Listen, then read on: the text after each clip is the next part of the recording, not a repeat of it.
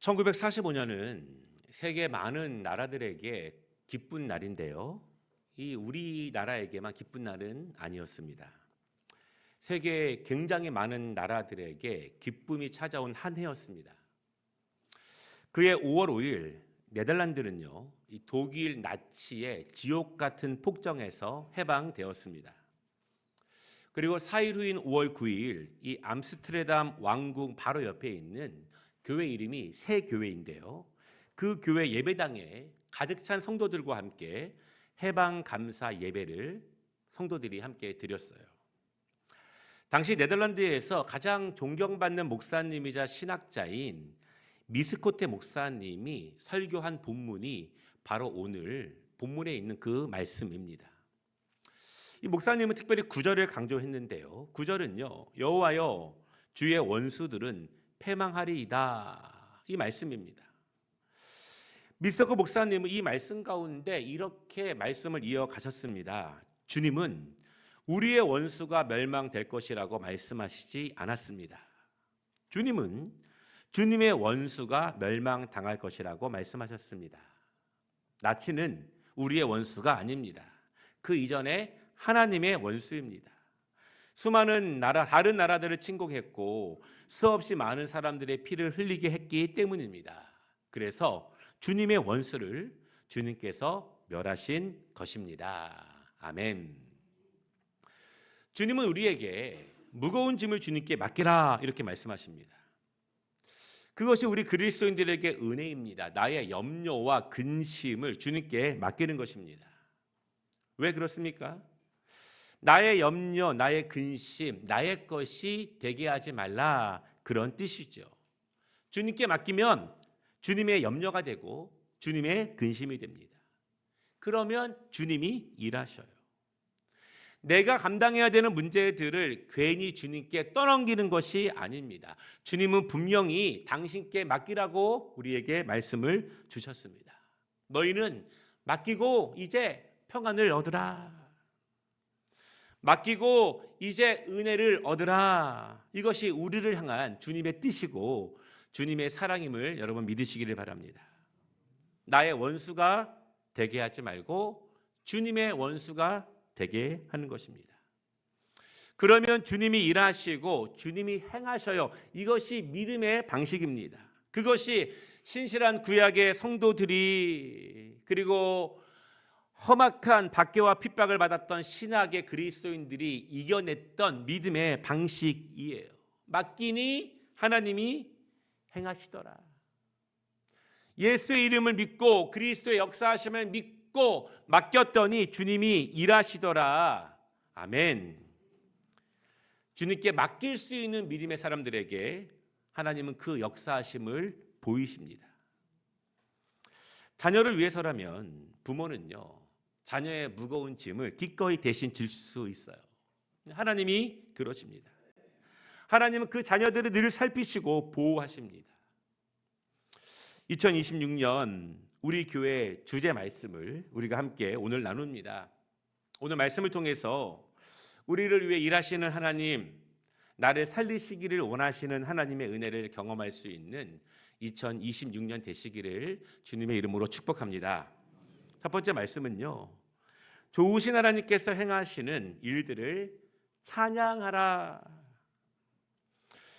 우리가 시편 92편을 읽을 때 우리는 두 가지를 우선적으로 가슴에 담고 읽기를 시작해야 합니다. 첫째는요, 이 92편은 안식일에 부르는 기도이자 노래입니다. 여러분 성경을 펴보시면 이 92편을 설명할 때 바로 옆에 안식일의 찬송시 그렇게 이름이 붙여져 있어요.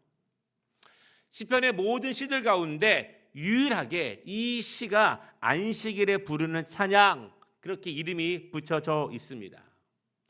그래서 이 시편 92편은요 구약의 백성들에게 아주 중요한 시입니다. 그들이 안식일에 예배당에 나와서 예배할 때 감사의 마음으로 전심으로 하나님께 찬양할 때 그들의 믿음의 고백이 이 시편 92편에 담겨져 있어요. 매번 주 앞에 나올 때마다 이 시편 92편으로 기도하고 찬양합니다. 지금 우리는 이 시편 92편을 잘 기억하지 못하죠. 우리는 잘 외우지도 못합니다. 그러나 이스라엘 백성들에게는 우리가 지금 사도신경을 주기도문을 외우고 매주 부르듯이 안식일마다 주의 절에 나와서 부르는 기도이자 찬양이 바로 92편이에요. 그러니까 시편의 모든 시들이 중요하지만 주일날 더 중요한 시입니다. 안식일에 부르는 찬양입니다. 이 안식은 히브리어로요, 샤바트란 단어인데요, 그 뜻이 휴식하다, 집중하다, 그런 의미입니다. 여러분, 안식일은 단순히 내가 쉰다 그런 개념이 아닙니다. 그것을 넘어가는 거예요. 평상시에는 내 마음과 내 삶이 나를 위해서 주로 사용된다면 안식일은 창조주 하나님께 집중하는 날입니다. 내가 주의 전에 나와서 주님께 집중할 때 하나님은 약속하신 육신의 안식을 우리에게 주심을 믿으시기를 바랍니다. 뿐만 아니라 내 육신을 지탱할 수 있는 영의 힘과 내 영의 능력을 우리에게 주일날 허락해 주세요. 우리는 그것을 다른 말로 위로라고 말을 하고 평안이라고 말을 합니다. 소망입니다. 다시 일주일간 힘내서 살아갈 수 있는 힘과 능력을 주님께서 안식일에 우리에게 주세요. 이 안식일은요, 구약의 백성들에게 또한 초대교회 성도들에게 이렇게 알려져 있는데요, 하나님의 리듬에 나를 맡기는 날, 이것이 전통적인 주의 날을 기억하는 성도들의 날입니다. 하나님의 리듬에 나를 맡기는 날이에요. 내 기분, 내 감정, 내 근심, 내 염려, 내 계획의 리듬에 나를 맡기는 날이 아닙니다. 그것은 하나님이 나에게 주신 평일날 하는 거예요. 안식일에는, 주일날에는 주님의 리듬에, 하나님의 리듬에 나를 맡기는 것입니다. 하나님께 집중하는 거예요. 하나님께 맡기고 집중할 때 하나님이 주시는 기쁨과 회복의 역사를 맛볼 수 있음을 믿으시기를 바랍니다. 하나님은 우리에게 그 힘과 은혜를 주시기 위해서 안식일을 제정해 주셨어요. 우리를 위해서. 안식일에 하나님의 리듬에 맡긴다는 것이 무엇일까요? 이 1절에서 4절까지 보면은요, 하나님의 리듬에 맡기는 세 가지 중요한 요소를 우리에게 알려주고 있어요. 첫째는요, 주님의 이름을 높이며 감사 찬양을 드리는 것입니다. 시편은 말합니다. 시편금과 비파와 수금으로 여호와께 감사하며 주의 이름을 찬양하고. 우리가 예배 때 있어야 될 가장 첫 번째 것은 찬양이에요. 찬양. 주의 이름을 찬양하는 것. 어떻게 해요? 뜨겁게 찬양하고. 어떻게 해요? 전심을 다하여 찬양하기를 원합니다. 여러분, 찬양의 은혜를 회복하시기를 주의 이름으로 축복합니다. 두 번째는요, 날마다 변함없으신 하나님의 사랑과 성실하심을 고백하는 것입니다. 고백이에요, 고백. 아침마다 주의 인자하심을 알리며 밤마다 주의 성실하심을 베품이. 우리의 입술을 열어 하나님을 전심으로 찬양하고 주님의 사랑에 대한, 은혜에 대한, 나의 죄에 대한, 나의 연약함에 대해서 하나님께 나의 입술을 열어서 고백하는 것입니다. 간절하게. 우리는 그 고백을 기도라고 말을 하죠. 그러니까 여러분, 이 주일날 드리는 예배는 전심의 찬양과 간절한 기도가 함께 연결됩니다. 세 번째는 주님이 하시는 일을 기억하며 기뻐하는 것입니다. 주일날은 기뻐하는 거예요. 여호와께서 행하신 일로 나를 기쁘게 하셨으니. 여러분, 기쁘십니까? 제가 한 2초만 시간을 드리겠는데요, 옆에 분 마주 보시고 한번 2초만 활짝 웃으시기를 바랍니다. 시작.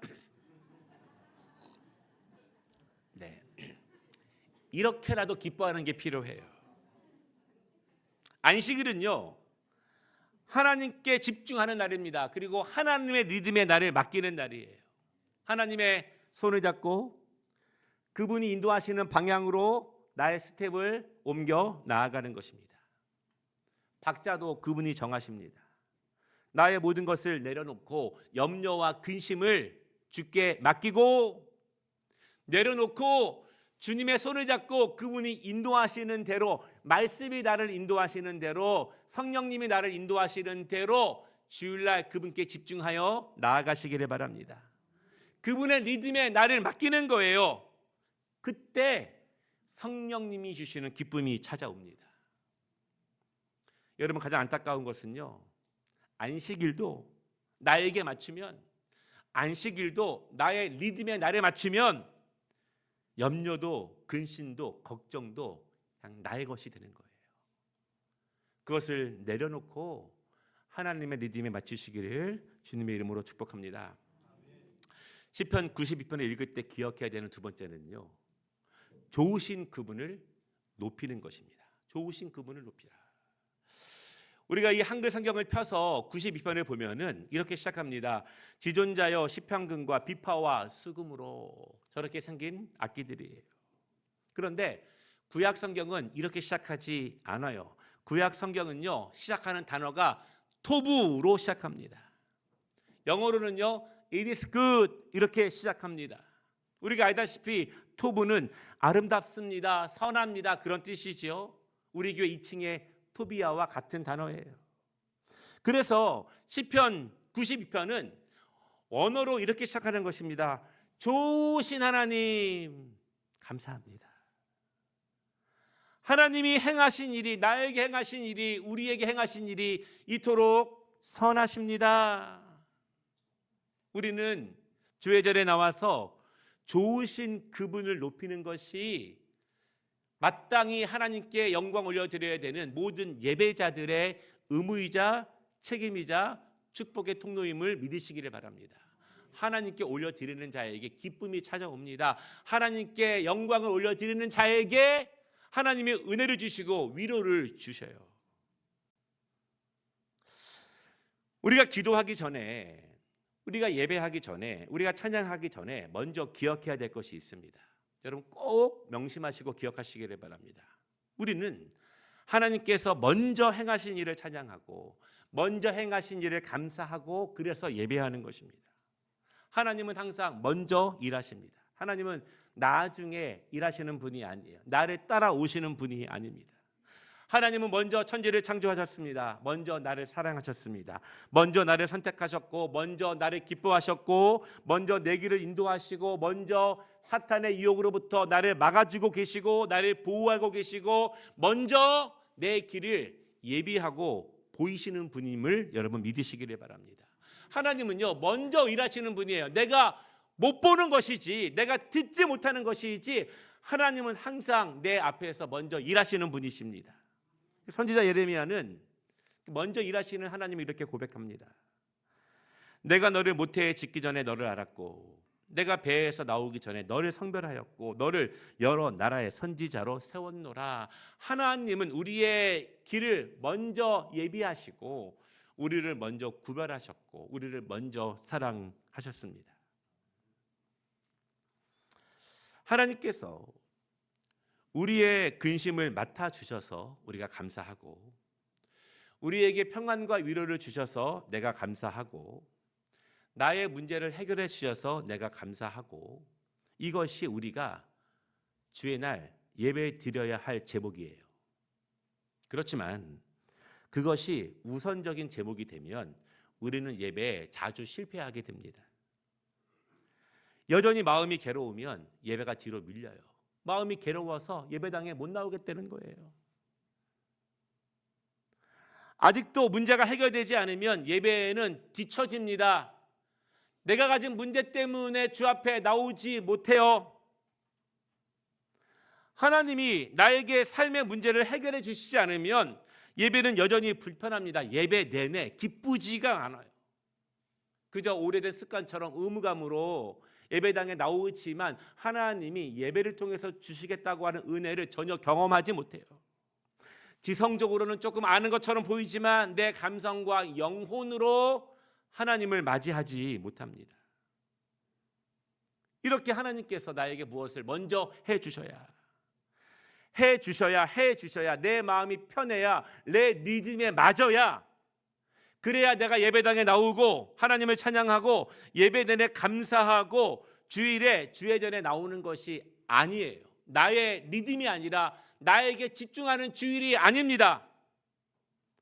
좋으신 하나님께서 먼저 나에게 행하신 것, 먼저 나를 오늘까지 인도해 주신 것, 신실하신 하나님이 먼저 나를 사랑하시는 것, 그분이 먼저 나를 이끄시고 나에게 행하시는 일들, 여러분 그것이 우리가 주일날 주의 전에 나와야 할 이유입니다.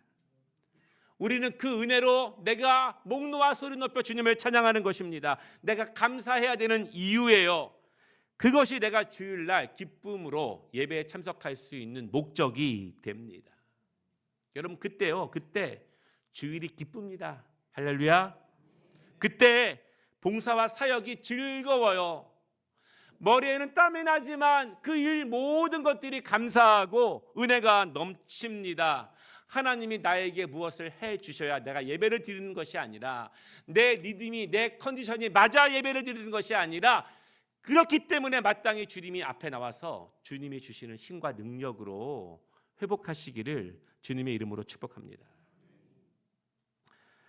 독일 나치로부터 해방을 맞은 날 그 새 교회에서 미스코테 목사님은 이렇게 강조하셨어요. 우리에게 힘들고 괴로운 날이 있었습니다. 너무 힘들어서 그날 하나님을 포기했다며, 많은 고통이 찾아온 날 너무 괴로워서 그래서 그날 하나님을 떠났다면, 그러나 우리는 신실하신 하나님을 의지했습니다. 좋으신 하나님께서 이미 행하신 일들을 또 행하실 것을 믿었습니다. 아멘. 그래서 우리는 기다렸고 인내했습니다. 그리고 그 하나님께서는 역시 그 좋으심을 성실하심으로 우리에게 보이셨습니다. 아멘. 안식일은 하나님의 리듬에 나를 맡기는 날입니다. 하나님께 맡겨야 하나님이 하십니다. 하나님께 맡겨야 예배가 기뻐요. 여러분, 맡기면 내 것이 아니기 때문에 나는 평안합니다. 맡겨야 나는 안식하지만 하나님은 일하시는 거예요. 주님이 행하신 일을 감사하며, 좋으신 하나님이 나를 사랑하시고 나를 인도하심에 감사하며, 그 안식일의 은혜를 진심으로 누리시기를 주님의 이름으로 축복합니다. 두 번째 말씀은요, 그런 자들에게 주시는 복이 있습니다. 우리 교회 주제 성구인 이 12절부터 15절까지의 말씀이 너무너무 은혜롭지 않습니까? 여러분, 그렇지만 이 4절만 똑 떼어서 은혜를 받는 것은 바른 성경의 이해는 아닙니다. 1절부터 12절까지의 말씀을 잘 이해하고 그 이해를 바탕으로 인해서 12절부터 주시는 은혜를 내가 소망하는 것이 바른 성경을 받는 모습이에요. 안식일 주의 날에 좋으신 하나님이 이미 행하신 일들을 전심으로 감사하는 자들에게 하나님은 12절부터의 은혜를 주신다고 말씀하고 있습니다. 약속하셨어요. 그리고 구약의 신약의 수많은 백성들이 그 말씀을 믿고 매 주일마다 주 앞에 나와서 전심으로 찬양하고 예배를 드립니다. 그리고 그들은 계속해서 하나님의 약속이 자신들의 삶을 통해서 이루어지고 있음을 고백하고 있어요. 이처럼 하나님은 예배하는 자들에게 은혜를 주십니다. 어떤 은혜를 주시는가? 오늘 말씀 보면 첫 번째로요, 종려나무와 백향목의 번성함의 은혜를 우리에게 주십니다. 여러분, 부활주일, 바로 전주일이 종려주일입니다. 예수님께서 예루살렘에 입성하시는 날입니다. 그때 많은 사람들이 종려나무 가지를 흔들면서 호산나를 찬양했어요. 우리나라에도 종려나무가 있습니다. 보통 교회들의 강단에 보면은 종려나무들이 많이 있죠. 보통 한 이 정도 크기쯤 됩니다. 그런데 너무 작아서 종려주일에 종려나무에 대한 감흥이 별로 없어요. 그런데 성지순례를 가본 후에 깜짝 놀랐습니다. 종려나무는요 엄청 큽니다. 그리고 이스라엘 땅에 아주 많습니다. 거리마다 종려나무입니다. 그리고 종려나무 열매가 우리가 잘 알고 있는 대추야자 열매예요. 한 나무에서 굉장히 많은 열매들이 열립니다. 당도가 굉장히 높죠. 정말 신기하고 놀라운 것은 그토록 메마른 땅에서, 물도 별로 없는 땅에서 유대인들에게 아주 풍족한 열매를 제공하고 있는 그 나무예요. 또한 그 나무는요, 아주 크고 단단합니다. 그래서 종려나무는 성소의 기둥으로 세워지게 됩니다. 그리고 성소 벽판이 모두 다 종려나무로 만들어져 있어요. 유대인들에게 종려나무는요, 생명나무로 불렸습니다. 자신의 모든 것을 사람들에게 주는 나무. 그리고 메마른 땅을 살아가는 이스라엘 사람들에게는 너무너무 귀하고 필요한 나무이기 때문에 생명나무로 불렸어요. 오늘 예배를 통해서 주 앞에 온전히 나가는 자들에게 이 복을 주신다고 말씀하십니다. 여러분, 종려나무의 복을 누리시기를 주님의 이름으로 축복합니다. 이 종려나무에 식물학적인 이름이 있습니다. 영어로요, 피닉스 닥틸리페라라고 하는 이름이에요. 여러분, 이 영어 이름을 보면은요, 피닉스라고 하는 단어가 있죠. 피닉스는요, 불사조라는 뜻입니다. 불사조. 왜 이 종려나무에 이런 이름이 붙어 있느냐? 종려나무는 다 베어도요, 뿌리만 있으면 다시 자라납니다. 혹시 불에 타도 그루터기만 조금 남아 있으면 다시 자라나기 시작합니다. 정말 그 생명력이 대단하죠. 정말 이스라엘 백성들이 누리는 복과 같아요. 그들의 나라가 침공당하고 그들이 흩어지고 그들이 쫓겨나지만 하나님께서 정말 이 불사조처럼 생명력 있게 다시 예배자들을 모으시고 그들을 거룩한 땅으로 하나님이 인도하십니다. 우리가 넘어지지만 좌절하지 않는 이유는, 내가 오늘 또 실패하지만 절망하지 않는 이유는 하나님께서 이 은혜를 믿는 자에게, 예배를 성공하는 자들에게 주시기 때문임을 여러분 믿으시기를 바랍니다. 이 예배 실패하는 자들은요, 이래서 절망하고 저래서 실패합니다. 그러나 하나님은 온전히 예배하는 자들에게 이 은혜를 주실 것을 믿습니다. 여러분, 그러므로 올 한 해 그런 일이 없어야겠지만 나를 낭망시키고 나를 절망시키고 나를 힘들게 하고 마귀가 나의 리듬에 맡기게 할 때마다 주 앞에 나와서 온전한 예배자로 서시기를 주님의 이름으로 축복합니다. 또한 레바논에 백향목의 은혜를 주신다고 말씀하고 계세요. 레바논은요, 지금의 국가 이름은 아닙니다. 이 레바논 지역에 있는 산맥의 이름이 레바논 산맥이에요. 레바논 산입니다. 그리고 거기서 자라는 백향목은요, 지중해 연안과 중동 지역에서 아주 유명한 나무예요. 일단 중요한 것은 건조한 지역인데요, 잘 자랍니다. 여러분, 중동 가보시면 정말 산에 아무것도 없을 것 같은데 거기서도 잘 자라는 거목입니다. 보통 높이가 30m가 넘습니다. 둘레가 12m가 넘어요. 하늘로 곱게 자라 있는 나무입니다.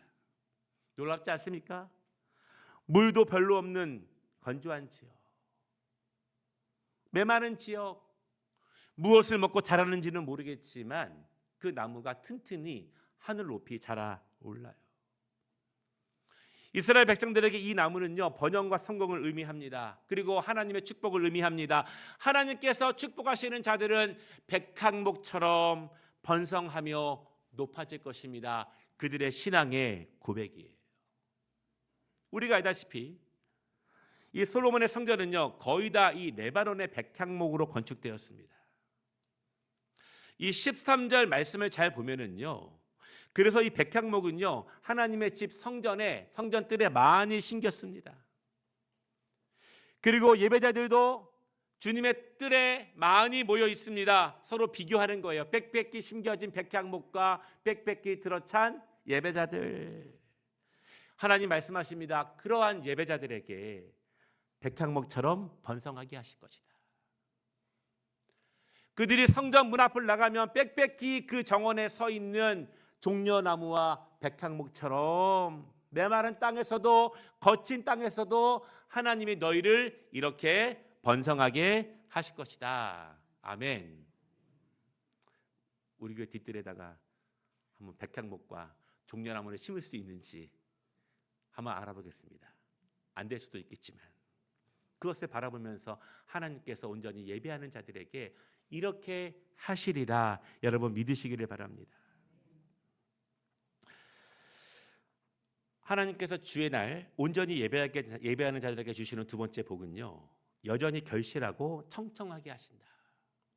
저는 이 말씀이 정말 은혜가 돼요. 여전히 결실하고 청청하게 하신다. 제가 이 92편 13절과 14절을 한번 쉽게 한번 해석을 해보았습니다. 하나님의 성전에 많은 사람들이 빽빽히 모였습니다.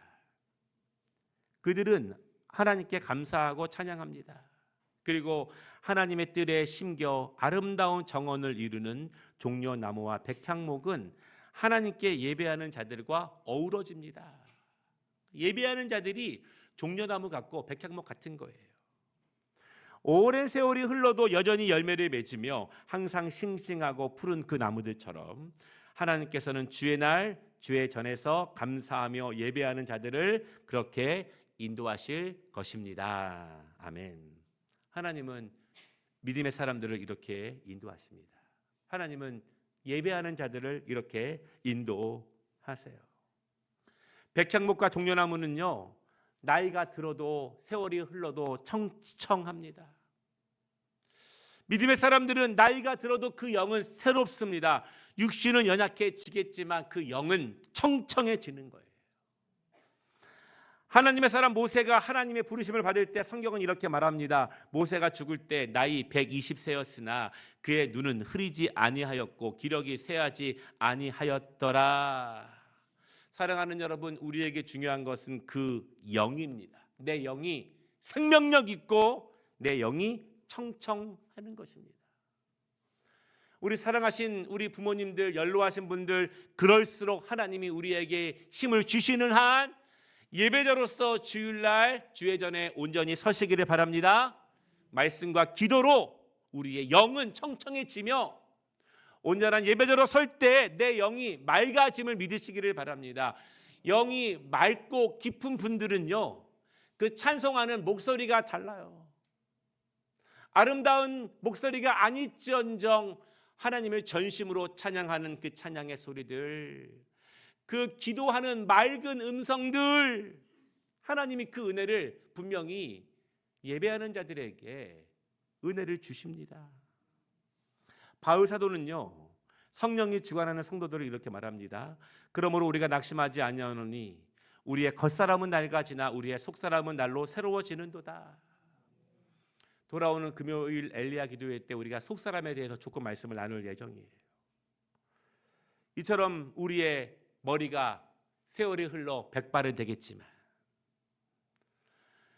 종려나무와 백향목이 빽빽히 들어차 있는 하나님의 정원에 모여 날마다 예배하는 자들은 날마다 맑고 청청해지리라. 아멘. 그리고 그들이 고백하는 고백이 15절에 있어요. 여호와는 올바르십니다. 주님은 나의 바위시며 그분께는 굽어진 데가 없습니다. 이렇게 고백한다는 것입니다. 이런 고백이에요. 내 평생 하나님을 온전히 찬양해 보니, 내 평생 주일마다 하나님께서 먼저 나에게 행하신 일을 감사하며 매 시간 전심으로 찬양하고 고백하고 예배해 보니 하나님께서 나를, 그리고 이처럼 예배하는 숱한 무리들을 종려나무처럼 백향목처럼 인도하셨습니다. 내가 머리가 백발이 되고 보니, 나의 그동안 인생을 되돌아보니, 예배하는 자들의 인생을 되돌아보니 정말 하나님은 올바르신 분이셨습니다.